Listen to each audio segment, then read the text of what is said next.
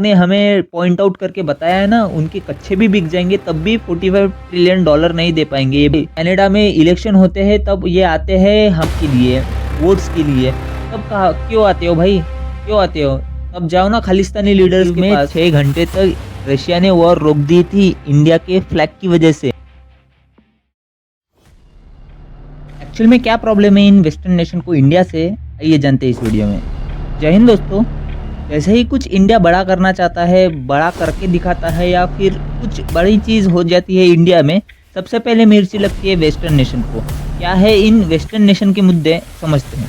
हाल ही में जब चंद्रयान 3 का सफल तरीके से सैटेलाइट पहुंचा मून पे, इंडियंस और पूरा वर्ल्ड खुश था, मगर ब्रिटेन को छोड़ के।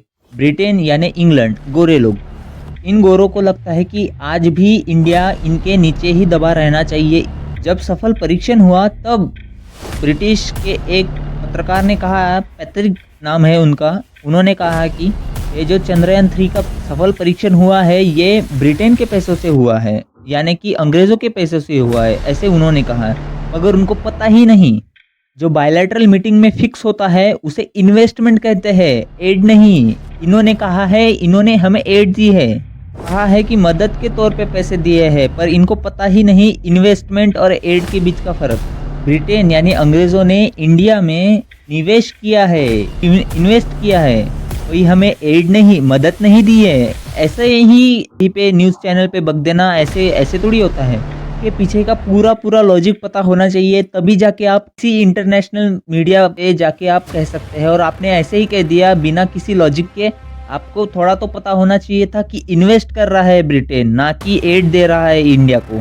तो रहा पहला इंसिडेंट। अब बात करते हैं सेकंड इंसिडेंट के बारे में। कुछ दिनों पहले यानी कुछ मंथ पहले, जब इंडिया चाइना की पॉपुलेशन को ओवरकम करके पहले स्थान पे चला गया था, तब जर्मनी ने बहुत ही भद्दा सा कार्टून बनाया था इंडियन पॉपुलेशन पे, जो कि इंडिया ने बहुत ही अच्छी तरीके से अगेंस्ट में स्टांस लिया था। ऐसा नहीं होना चाहिए। पहली बात तो इंडिया बहुत ही ज़्यादा आज के दिन अग्रेसिवली बढ़ रहा है, इस बात की चिंता है वेस्टर्न नेशन को। इंडिया को अपोज भी करना है वेस्टर्न नेशन को, और चाइना को आगे ना बढ़े इसलिए इंडिया को सपोर्ट भी करना है। इस कारण से जब भी चाइना कुछ करता है तब इंडिया की ओर चले आते हैं, और इंडिया कुछ अच्छा करता है तब इंडिया को पोक करते हैं, इंडिया को थोड़ा भला बुरा कहते हैं। ऐसा नहीं चलेगा, सबसे पहली बात। तीसरा इंसिडेंट ऐसा है कि कुछ इंडियन स्टूडेंट वापस चले गए यूक्रेन में अपनी स्टडी करने के लिए। उनको ऐसे कहा जा रहा है कि हमारा देश छोड़ो, क्योंकि इंडिया रशिया को सपोर्ट करता है इसलिए। जबकि रशिया के साथ पूरी तरीके से दिखाई नहीं दिया है, इंडिया खुल के साथ नहीं दिया है रशिया को इंडिया ने इस वॉर में। और इस वॉर के दौरान बहुत सी बार इंडिया को बहुत भरा बुरा कहा गया है यूक्रेन की ओर से, और यह ऑफिशियली कहा गया है बहुत सी बार।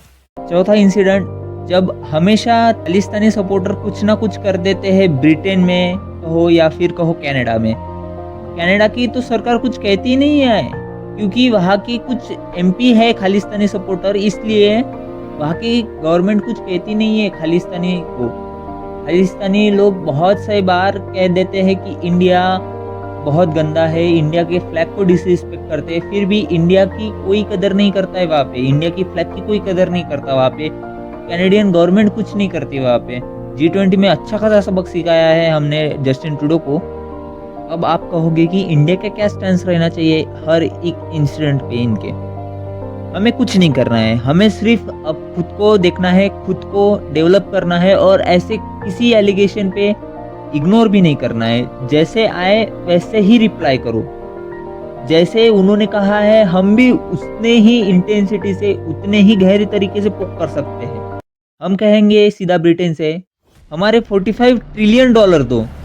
जी हाँ, जिस पत्रकार ने हमें पॉइंट आउट करके बताया है ना, उनके कच्चे भी बिक जाएंगे तब भी $45 ट्रिलियन नहीं दे पाएंगे ये ब्रिटेन। सेकंड बात, जब ये कैनेडियन पीएम आते हैं, जब इनके कनाडा में इलेक्शन होते हैं, तब ये आते हैं हमारे और इसकी और इंडिया की ओर सपोर्ट के लिए, वोट्स के लिए। तब कहा क्यों आते हो भाई, क्यों आते हो? तब जाओ ना खालिस्तानी लीडर्स के पास, अपने खालिस्तान को बचाने, ऐसे करने वैसे करने। इंडिया क्यों आते हो फिर?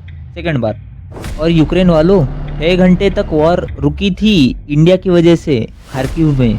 याद है आपको? खार्किव में 6 घंटे तक रशिया ने वॉर रोक दी थी इंडिया के फ्लैग की वजह से।